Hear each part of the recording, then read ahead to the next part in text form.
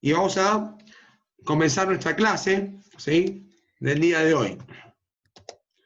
El otro día nosotros pensábamos en el modo de obrar de Dios, ¿sí?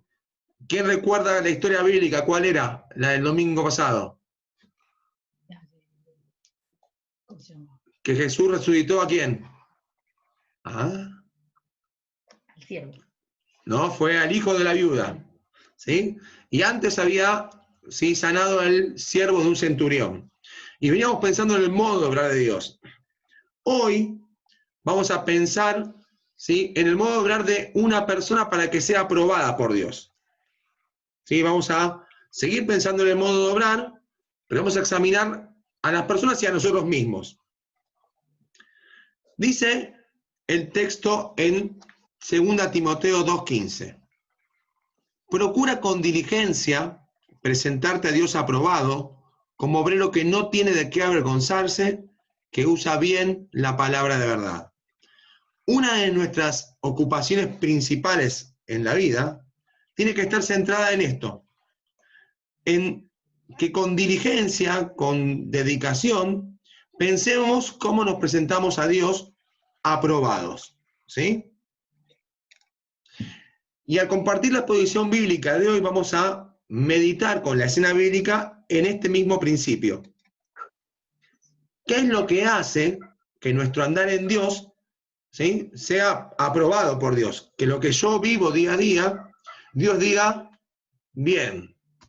Porque en la Biblia aparecen muchos lugares donde Dios mismo resalta cuando sus siervos llegan al cielo, que Él les dice, bien, buen siervo y fiel. Sobre poco has sido fiel, sobre mucho te pondré.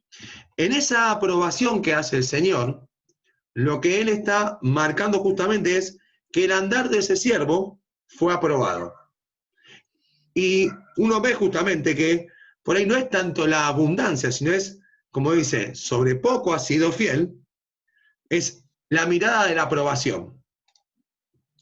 Por eso el título del mensaje va a ser Vidas Aprobadas, y va a estar basado en estos dos pasajes, que son los que continúan a lo que ocurrió la semana pasada con la resurrección del hijo de esta viuda que vivía en la ciudad de Naín.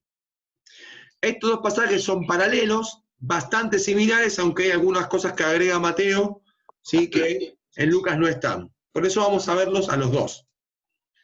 Y vamos a tener que tomarnos el tiempo y ir leyendo tranquilos. ¿Cómo conocemos el relato? Como cuando Jesús se encuentra con los mensajeros de Juan el Bautista. Vamos a comenzar. Yo para comenzar voy a pedir que me ayude en la lectura. Omar, deja de tomar mate, porque vas a ayudarme vos en la lectura en el primer término. Estaba con el mate, va en pantalla. Tranquilo, Omar, que te sale en pantalla. Y acá viene la primera parte para leer, así que escuchamos, lee estas dos porciones que están correlativas.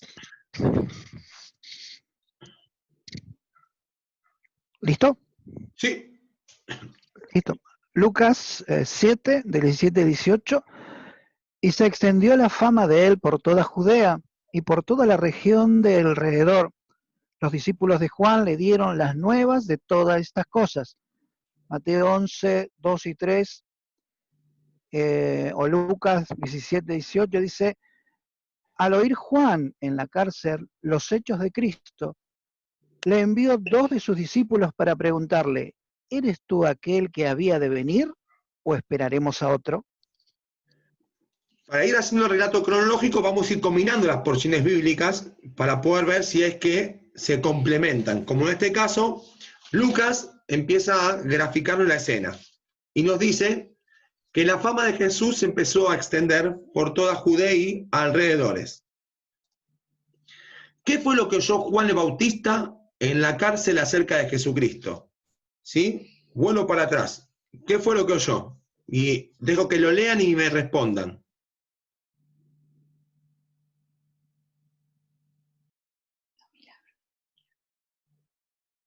La fama. Los hechos.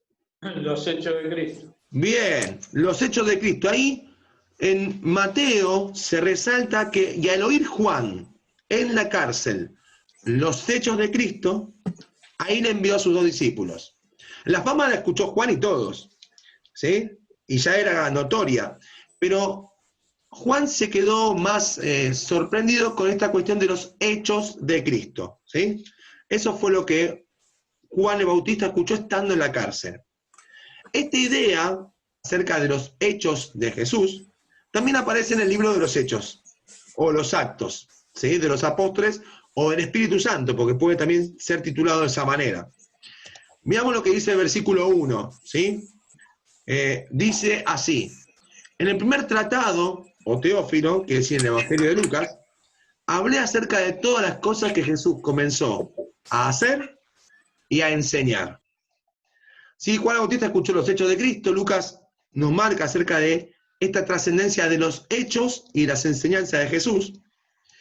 Y nos queda claro en la Escritura que obras y enseñanzas deben ir de la mano. Jesús es un ejemplo de esto. Jesús obraba y enseñaba. Vamos a decir, este pasaje va a obrar y luego también va a enseñar. Lucas nos da testimonio de lo mismo. Y vemos también que todas aquellas personas que tienen vidas aprobadas delante de Dios, este principio lo llevan a cabo. Cuando veamos un poquito de Juan el Bautista, vamos a ver justamente que él, sus obras y sus enseñanzas iban de la mano, había correspondencia, no había una disociación. ¿Cuáles serían esos hechos de Cristo que llegaron a los oídos de Juan? Y probablemente estén estos últimos que nosotros vimos, porque esto es inmediatamente después de la sanidad del siervo y de la resurrección del hijo de la viuda de Naín, ¿sí? Pensemos que es el primer hecho de resurrección que aparece escrito en la palabra que hace Jesús. Hay otros dos hechos más, ¿sí? Que sería el de la hija de Jairo y también el de el amigo de Jesús, ¿sí? Que lo llamó afuera de la tumba, Lázaro. ¿Qué generó esto en Juan mientras estaba en el encierro? Es una muy buena pregunta para hacernos. Dudas, cuestionamientos y replanteos. Y dicen, pero ¿cómo pensamos eso? Por la misma pregunta que le hace Juan a Jesús. Juan, estando encerrado en la cárcel, le dice, ¿eres tú el que debería venir o esperaremos a otros? Pensemos que Juan fue el primero que presentó públicamente que Jesús era el Mesías. Él, cuando ve la paloma descender, dice delante de una multitud en el desierto, antes de bautizarle, se dice, aquí está el Cordero de Dios que quita el pecado del mundo. Pero la condición de Juan en el desierto y la de ahora era diferente. Porque ahora Juan estaba en la cárcel, no estaba libre en el desierto. Había sido llevado preso producto de haber acusado a Herodes de su pecado. Y obvio, en este encierro, su forma de pensar en la soledad, pues no era el mismo. Por eso le hace esta pregunta, ¿eres tú el que había de venir o esperaremos a otros? Y es cierto que a las personas, cuando las cosas no son por ahí de la manera que nosotros esperamos, nos surgen dudas. Es lo más real que podemos entender y forma parte de nuestra debilidad humana. Y está bien que sea así. Porque estas dudas Dios las quiere despejar también. Perdón, se me fue una. Ahí está. Cuando vivimos situaciones difíciles en nuestras vidas, es normal que nos hagamos preguntas acerca de Dios, como lo hizo Juan. Que nos replanteemos, ¿sí? ¿O dónde está Dios? ¿Por qué Dios no obra así? La expectativa del Mesías para todos los judíos, y creo que para Juan también, era la de un libertador, y él estaba preso. ¿Cuánto más se le diría, cuándo va a venir a sacarme Jesús? Porque yo estoy acá, soy su profeta, el que vino antes de él anunciándole, y miren mi condición. Sigamos con la lectura. Voy a pedirle a Llenaro si puedes sacarte el micrófono, prenderlo, y si lo puedes compartir vos la lectura ahora. Ahí te habilita María. Ahí está, Llenaro. En esa misma hora sanó a muchos de enfermedades y plagas y de espíritus malos, y muchos ciegos les dio. Respondió Jesús, les dijo, Id y haced saber a Juan las cosas que oís y veis. Los ciegos ven, los ojos andan, los sordos oyen, los muertos son resucitados, y a los pobres en anunciado en el evangelio, y bienaventurado es el que no halle tropiezo en mí. Es interesante cómo Lucas agrega este paréntesis, porque Mateo no lo tiene, pero cuando le hacen la pregunta acerca de si él era el que había de venir o esperarían a otros, Jesús no le responde primero, sino que primero lleva a cabo obras. ¿Se acuerdan que a Juan le habían llamado la atención los hechos de Cristo? Bueno, a la pregunta que hacen estos discípulos de Juan el Bautista, Jesús, en esa misma hora, cuando le preguntan, se pone a hacer eso. Me sorprendió porque otra vez aparece combinado el hecho de hacer obras junto con la enseñanza. ¿Con qué respondió Jesús a la pregunta realizada? Primero usó hechos, luego palabras. Es que esos hechos eran contundentes, eran claros, ¿sí?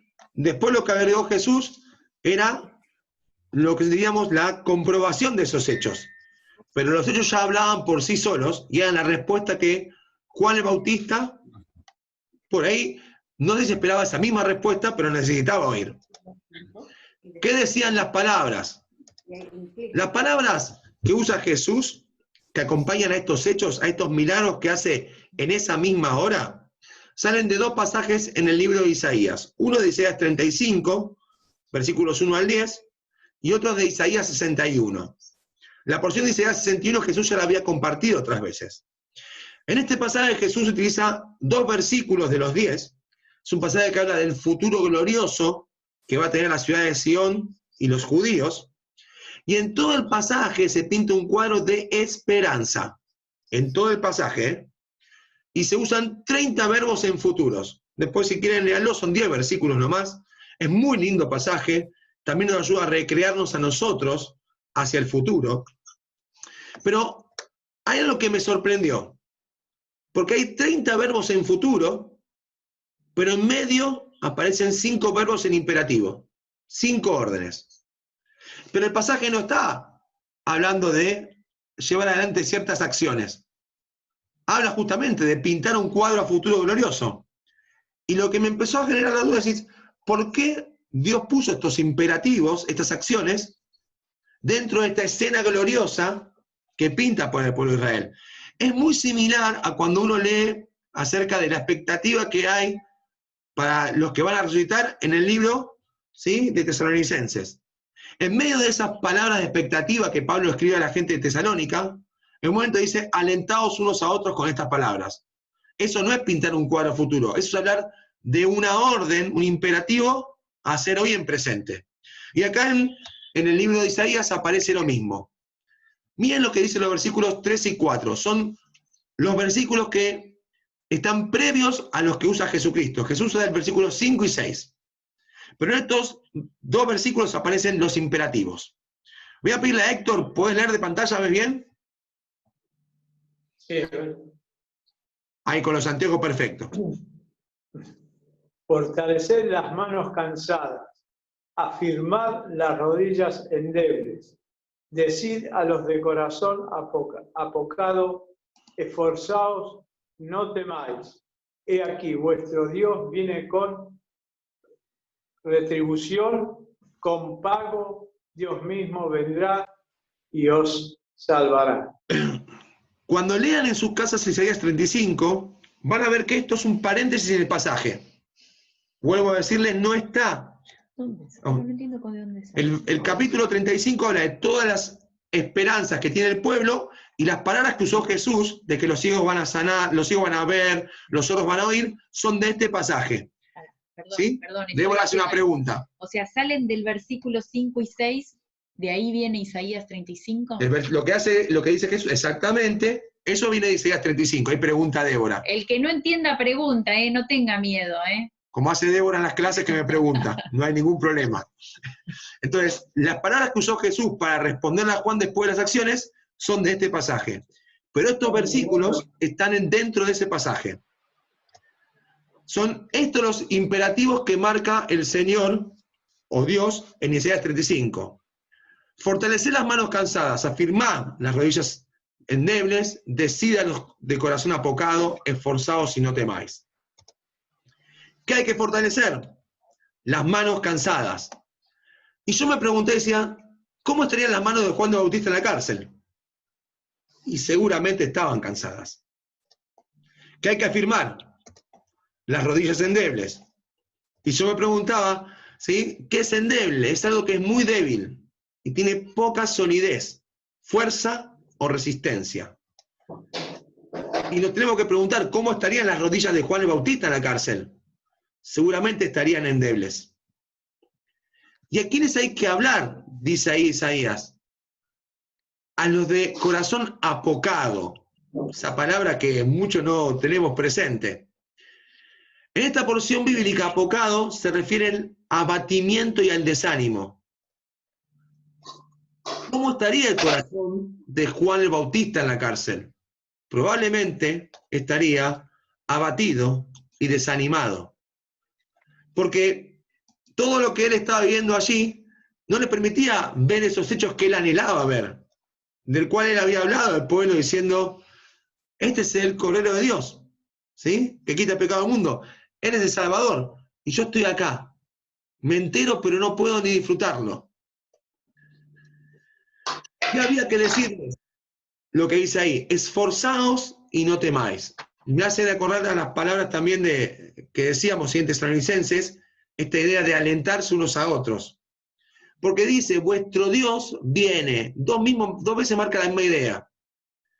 Dice que viene con retribución y con salvación. Ahora, esto es una pregunta muy personal que yo me hacía. Cuando veía las palabras, los versículos que usó Jesús para responderle a Juan, que son los versículos 5 y 6 de este mismo capítulo, yo decía, pero Juan no le vendría bien escuchar el 3 y el 4. Yo particularmente me hubiera gustado escuchar el 3 y el 4. ¿Sí? Pero yo creo que en la cabeza de Juan, ¿sí? Estos versículos también vinieron presentes, porque él sabía seguramente del contexto que el Señor estaba hablando. El contexto de Juan era un contexto de cansancio, de debilidad, de abatimiento y de desánimo, estando en la cárcel encerrado. Por ahí no es muy distante de uno de nosotros, ¿sí? Donde ya el encierro genera estas cosas. O pienso hoy particularmente en César, que después de estar haciendo tanto esfuerzo laboralmente, que esto le pase, seguramente afecta al desánimo de uno. Y estos podrían ser tranquilamente los sentimientos del Bautista. Y pueden también ser nuestros sentimientos en el encierro. En esta cuarentena, en este tiempo, puedes en un momento decir, estoy cansado. Podemos ser los más argentinos, estoy podrido. Puede ser. ¿Cuándo va a terminar esto? Porque siento que no avanzo. Ya mis rodillas no dan más, ¿sí? Bueno, hombres como Juan también pasaron por eso. Pero Jesús responde a Juan y le responde con sus hechos y con sus palabras. ¿Cómo fortalecer las manos cansadas? ¿Cómo afirmar las rodillas endebles? ¿Cómo alentar al corazón abatido y desanimado? Pintando un cuadro de gloriosa esperanza para nuestro futuro. Por eso esos mandamientos aparecen dentro de esa escena. Y por eso Jesús prefiere decirle a Juan el cuadro de esperanza, le dicen. Los ciegos ven, los sordos oyen, ¿sí? Los que están muertos resucitan. Nosotros tenemos que empezar a armar nuestro pensamiento cada vez más con la esperanza que tenemos para nuestro futuro. Porque siempre para el Hijo de Dios, cuando ha tenido que pasar por tiempos de tribulación o de abatimiento o de dificultad, lo único que nos ha sacado de esto es tener una esperanza distinta. Por eso me parece interesante también la respuesta del Señor Jesús a Juan durante el encierro. La última expresión que usa es para reflexionar. Porque dentro de las palabras, después de que dice todo, que los cojos iban a caminar, los ciegos iban a ver, utiliza esta expresión. Y bienaventurado es aquel que no halle tropiezo en mí. Y esta expresión también es llamativa. Porque es rara la bienaventuranza. Si yo voy a Mateo 5, que ya lo estudiamos el año pasado gran parte, no hay ninguna bienaventuranza que se parezca a esta. No sé si ustedes tienen alguna presente, ¿sí? Yo no tengo ninguna. Dice, ¿cuál es la idea de Jesucristo acá? ¿Por qué es bienaventurado el que no halle tropiezo en él? La Biblia de las Américas, ¿sí? Esta frase la traduce así: y bienaventurado es el que no se escandaliza de mí. O la Reina Valera actualizada, bienaventurado es el que no toma ofensa en mí. Y ahí empezamos a dibujarnos un cuadro distinto. ¿De qué está hablando Jesús? ¿Cómo una persona es feliz, ¿sí? En este sentido de lo que está él expresando. La idea tiene que ver con esto. ¿Recuerdan la escena de Mateo 15 cuando Jesús le preguntan sobre, digamos, que los discípulos comían sin lavarse las manos? Y tuvo una discusión con los fariseos. En esa escena, Jesús tiene un entredicho con los presentes, y en el versículo 10 al 12 aparece este extracto, y le pido a Damián si puede leerlo.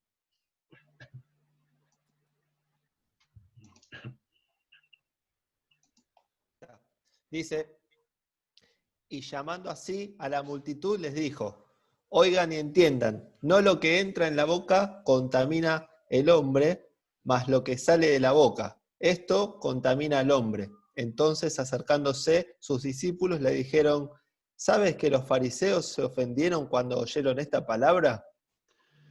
Miren qué interesante. Muchas veces, cuando uno escucha la Biblia, no piensa en las reacciones que pueden tener todos, o que por ahí también nosotros podemos algún día haber tenido, ¿sí? Pero lo que está diciendo el Señor tiene que ver exactamente con esta escena. Cuando los fariseos escucharon la enseñanza de Cristo, se ofendieron. Se pusieron mal, no les molestó. ¿Se acuerdan Pedro cuando dice, dura cosa es esta palabra? Es que justamente a veces las personas nos escandalizamos de lo que Dios nos dice. Puede ser que nos moleste, que nos incomode, pero qué bueno que si de Dios viene esa incomodidad, esa molestia, porque por ahí lo que está desafiando es a que cambiemos algo. Por eso me sorprendió cuando se dice, bienaventurado es aquel, ¿sí? Que cuando escucha mi palabra, vamos, no lo tome mal, no se ofenda, no se escandalice, ¿sí? Sino que tome una actitud buena. Por eso tenemos que pensar cuál es nuestra reacción a lo que hace y enseña Jesús. Y vuelvo a mirar a Juan el Bautista, porque no tenemos que dejar de mirarlo. Juan el Bautista está en la cárcel, no está pasándola bien, está peor que nosotros si queremos. Nosotros decimos, sí, llevamos un tiempo de encierro, de malestar. Y por ahí nosotros no hicimos, en nuestra vida, fuimos tan fieles como fue Juan el Bautista, que fue un ejemplo. Y nosotros, aún así, por ahí decimos, Dios, pero no puede ser esta situación que me toca vivir a mí. No tenemos que escandalizarnos, porque Dios no deja de tener cuidado con nosotros. No tenemos que reprocharle a Dios algo, porque es el primero que está atento a ayudarnos. Y todos sabemos que el final de Juan el Bautista es peor que este. Pero estas palabras a Juan lo orientaron, lo ubicaron. ¿Sí? Tenemos que pensar cuál es nuestra reacción a la realidad que nos toca vivir y a lo que hace y nos enseña Jesús, también hoy en día. No también en el pasado, hoy en día también. La pregunta es si nosotros también somos de escandalizarnos, porque nos estamos perdiendo la bienaventuranza, ¿eh? ¿Nos ofendemos, nos molesta la situación que nos toca pasar? ¿Pensamos que Dios nos falló o nos decepcionó? Porque por ahí justamente la bienaventuranza la perdemos por tener este pensamiento en nuestro corazón. Sino, Dios, ¿y vos qué hiciste ahora? ¿Cómo me estás ayudando? Vuelvo a decir, y bienaventurado es aquel que no halle tropiezo en mí, que no halle escándalo, que no se ponga mal, no se indigne, ¿sí? ¿Qué ocurrió luego de esto? ¿Qué fue lo que ocurrió inmediatamente después? El Señor Jesús declaró que la vida de Juan era una vida aprobada. Juan tenía dudas, como las puedes tener vos y las puedo tener yo, lo cual no está mal. Pero Juan encontró una respuesta en los hechos y en la enseñanza de Jesús. E inmediatamente después de esto, ¿sí? Dios habló de Juan.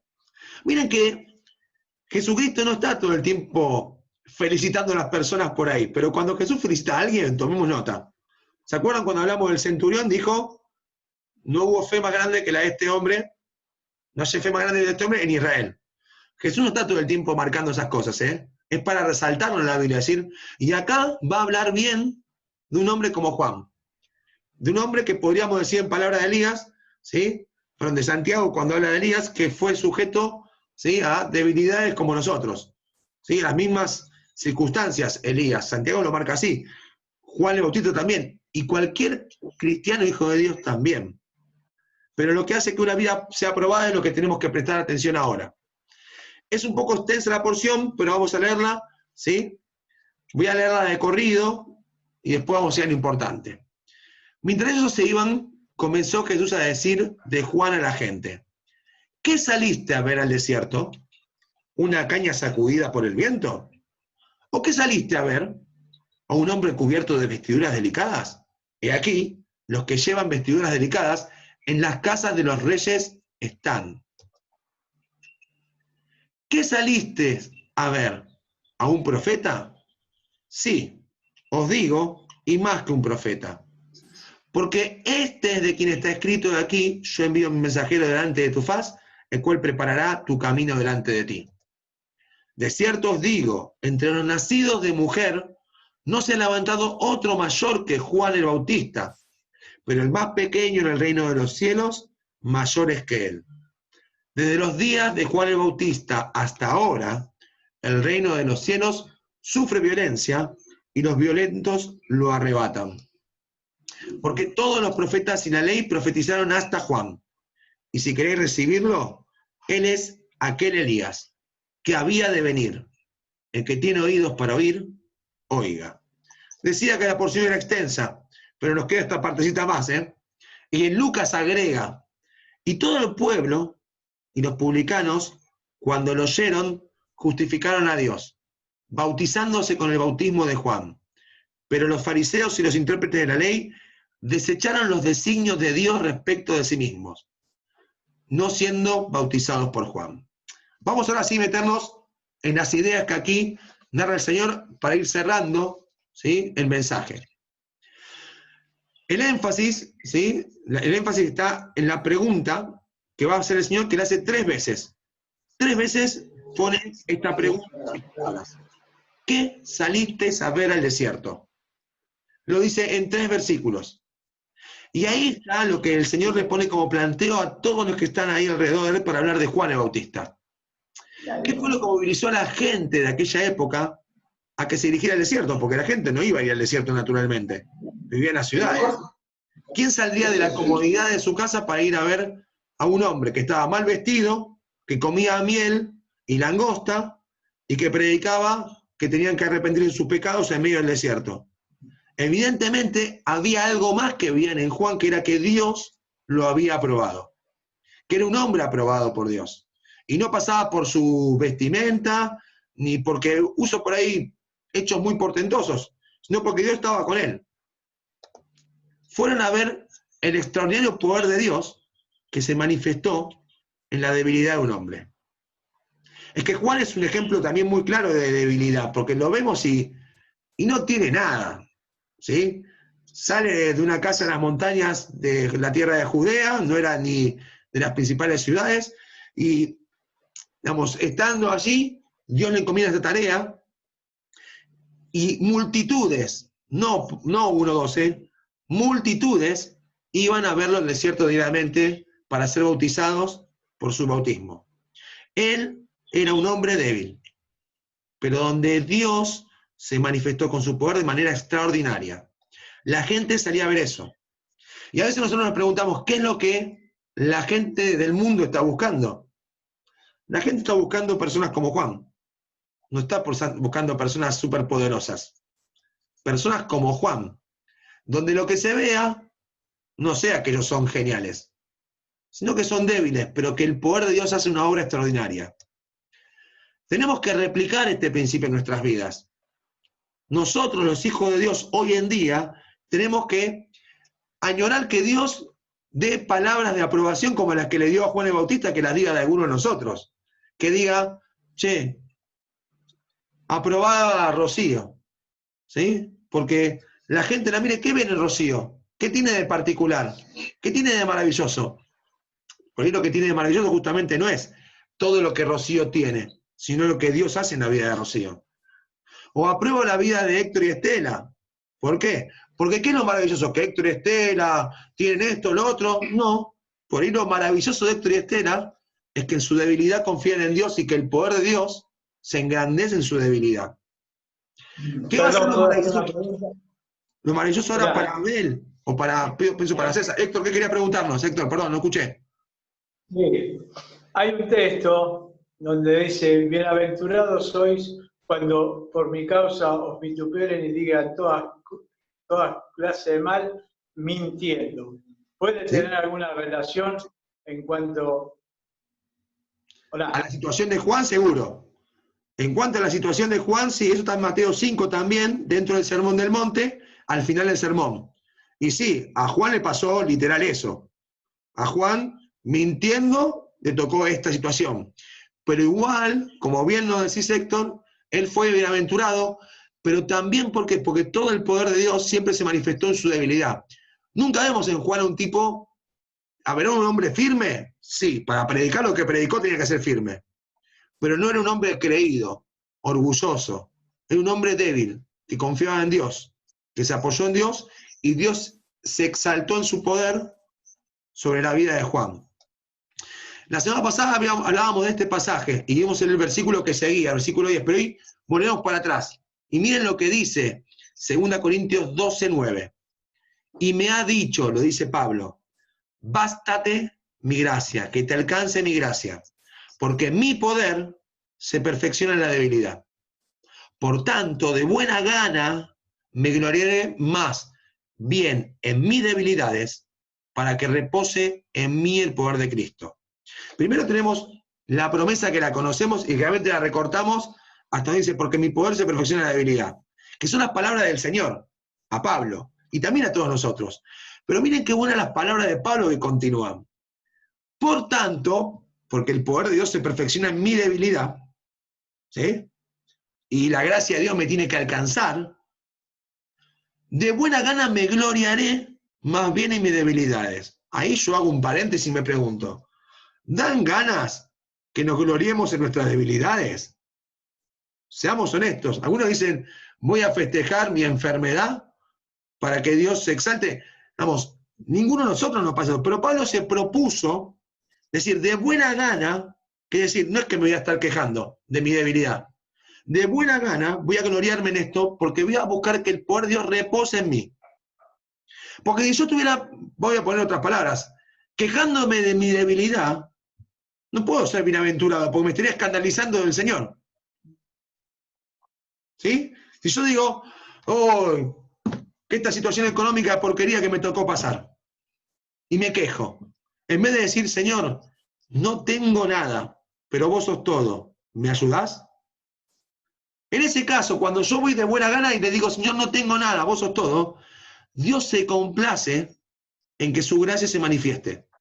Pero si yo estoy de mala gana en mis debilidades, ¿sí? Se hace difícil para Dios, porque no estoy justamente, añorando, ¿sí? Que Él satisfaga mi necesidad.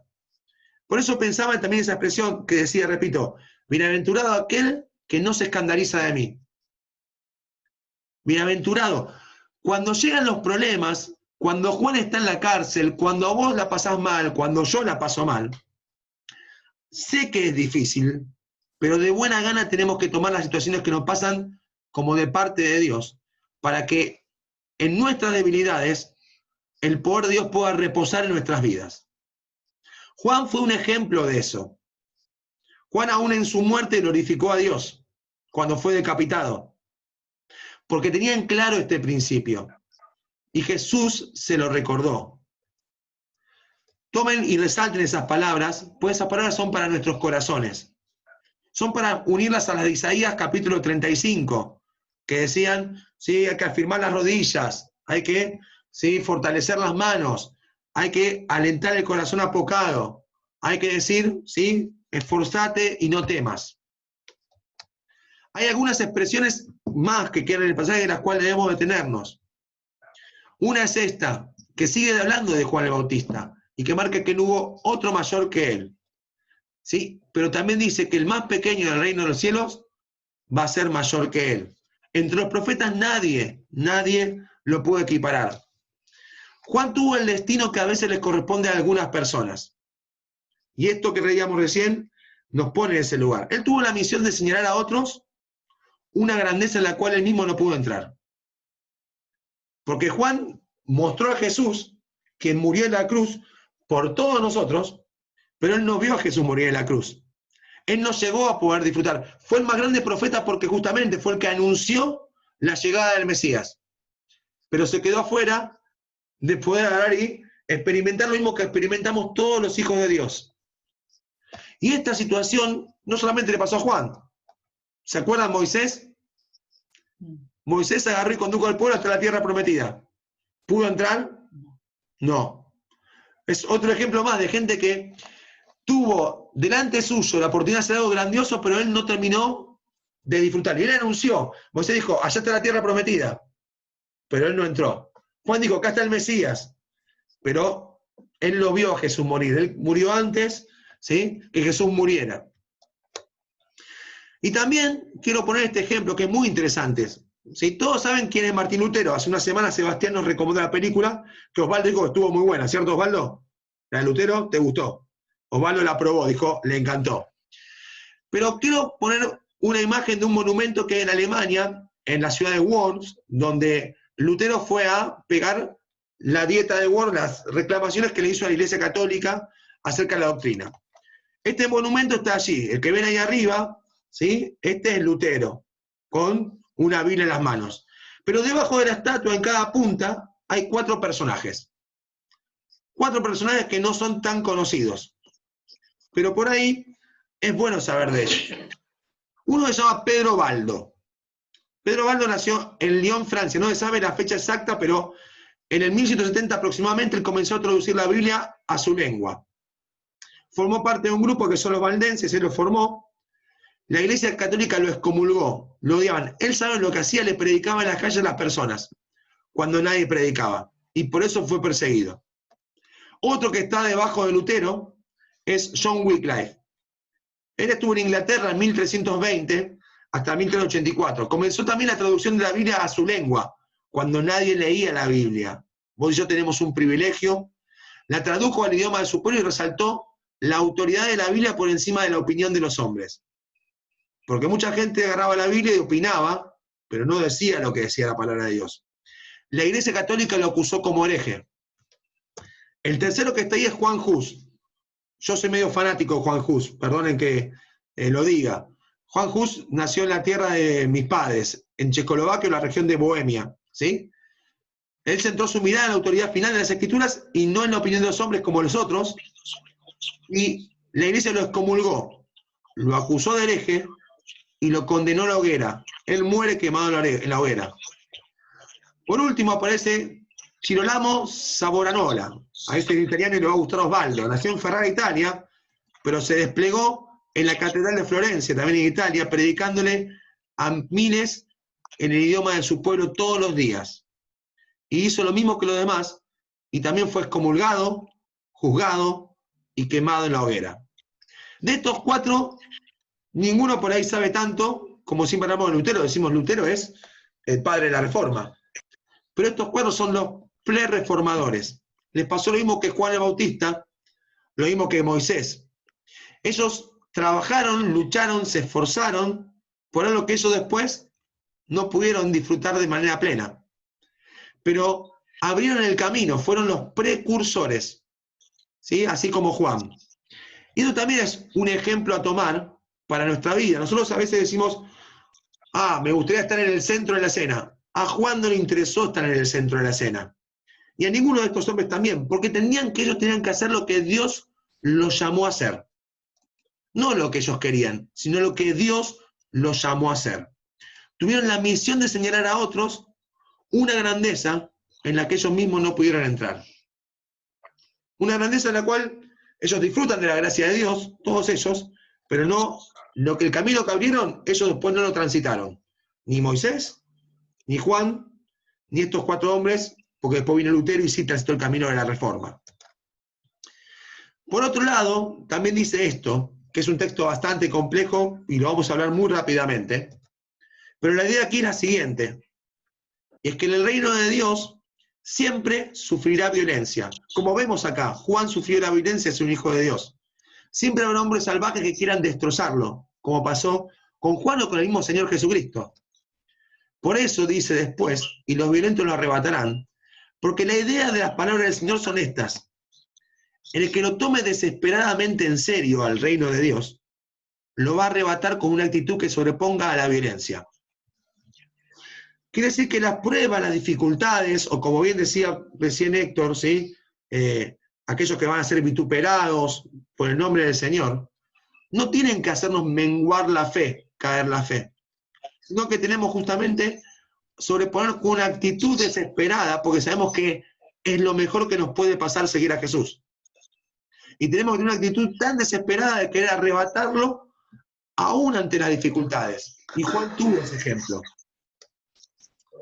Y vamos al final del pensamiento de hoy, que son estas palabras que Lucas suma a todo lo que Jesús dijo, tanto en Mateo y en Lucas. Y todo el pueblo y los publicanos, cuando lo oyeron hablar acerca de Juan el Bautista, justificaron a Dios bautizándose con el bautismo de Juan, que era bautismo para arrepentimiento. Mas los fariseos y los intérpretes de la ley desecharon los designios de Dios respecto de sí mismos, y no siendo bautizados por Juan. Estos hombres de ahí, en pocas palabras, se escandalizaron también de Jesucristo. Cuando dice, desecharon los designios de Dios respecto a sí mismos, se escandalizaron de la obra de Dios. Se ofendieron, se molestaron. ¿Cuál fue la reacción hacia lo que hacía y enseñaba Juan el Bautista? ¿Se escandalizaron? ¿Se ofendieron? ¿De qué modo pensaron acerca de él? Tomemos nota de esto. Esa frase designios de Dios significa propósito de Dios. Y hay personas que rechazan el propósito de Dios para su vida. Hay personas que no lo quieren. La pregunta es, ¿qué hacemos con los designios de Dios que tiene respecto a nosotros mismos? Porque Dios también tiene un propósito para tu vida y para mi vida, que lo vamos a ir descubriendo en nuestro caminar con Él. Porque dice la Biblia que los hijos de Dios son guiados por el Espíritu de Dios. Y en ese sentido nosotros también tenemos que estar diciendo, bueno, Señor, ¿cuál es tu propósito para mí en esto que me toca vivir hoy? ¿Cuál fue el propósito de Dios para Juan en la cárcel? ¿Cuál fue el propósito de Moisés con el pueblo? ¿Cuál fue el propósito de Baldo, de Wycliffe, de Hus, de el otro que es difícil en italiano, ¿sí? Que ese te lo dejo vos, Osvaldo, que después me lo diga de memoria? ¿Cuál fue el propósito de ellos, ¿sí? En sus vidas? La pregunta, ¿ellos cumplieron con sus propósitos? La respuesta es sí. Y la pregunta es, ¿nosotros estamos cumpliendo con el propósito de Dios para nuestras vidas?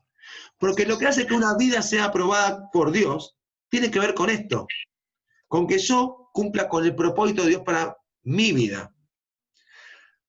Desecho lo que Dios ha puesto en mi camino, aunque no me guste, porque repito, la cárcel de Juan no era linda, y puede ser que nuestras realidades no sean las mejores, pero si Dios nos puso en esta situación, no tengo por qué desecharlo, sino en debilidad buscarlo a Él para que su gracia se engrandezca en mí.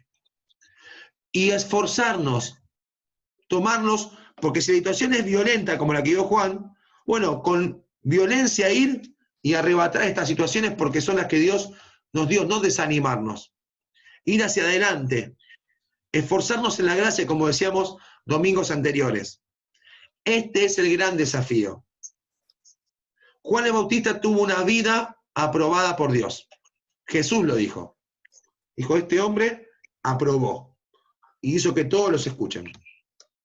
Del Señor Jesús leemos en Hechos 2:22 que fue un varón aprobado por Dios entre vosotros, con las maravillas, prodigios y señales, con acciones y con palabras.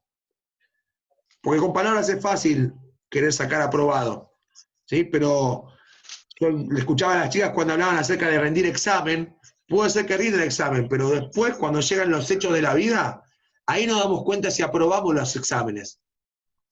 Ahí nos damos cuenta cuando tengo que poner en juego lo que aprendí en mi vida diaria, en acciones. Y si con lo que aprendí puedo resolver las acciones, apruebo. Porque si no, el conocimiento, ¿de qué sirve? ¿De qué dependió que tengan una vida aprobada por Dios? Tanto Juan, el Señor, tanto estos 4 hombres, Moisés, ¿sí? Una vida aprobada por Dios es la que toma en cuenta los propósitos de Dios y se esfuerza por vivirlos. De eso depende. De no dejar de lado, de preguntarle al Señor, Señor, ¿qué querés para mí hoy en día? ¿A quién tengo que ayudar? ¿De qué manera? ¿Por qué me pusiste este tema acá delante mío y no se lo pusiste a otro? Pues el tema es que Dios nos lo pone a cada uno de nosotros particular y por ahí Dios dice, bueno, cumplí con este plan que yo tengo para vos, haz esto. No se lo pone a otro, es tu propósito que Dios pensó para tu vida. Es esa buena obra que Él la preparó de antemano. Y que no puede decir, bueno, que esta buena obra la haga Osvaldito. No, si me la puso a mí la tengo que hacer yo. Y si se la pone a Osvaldo, la haga también Osvaldo. Eso lo sabrá Él. Y así con cada uno de nosotros. La vida aprobada de Dios, cuando uno llega al cielo, ¿sí? Es bien, buen siervo y fiel. Sobre poco has sido fiel, sobre mucho te pondré. Entra en el reino de tu Señor. Dios también aprueba. Y aprueba justamente a las personas que deciden cumplir con sus propósitos. ¿Saben qué? Todavía no tengo la película esta semana. Se la voy a deber hoy. Si alguno tiene alguna para recomendar, en realidad yo les mandaría un documental de Juan Hus que tengo, pero mi esposa me va a pegar si les mando un documental de Juan Hus. Yo amo la vida de Juan Hus y es una película viejísima, está buenísima. Yo se la voy a mandar para los que quieran, pero después voy a recomendar otra película para esta semana. Esta fue la que quiero traer, sobre esa no era. Pero también habla de el que no vio La Cabaña, puede también verla porque tiene que ver con esto mismo de entender cuál es el propósito de Dios para nuestras vidas. ¿Sí? Así que, bien, estuvimos compartiendo esta clase, ¿sí? Vamos a terminar orando. Voy a pedirle a Nestalí si podés sacarte el micrófono allí y podés orar.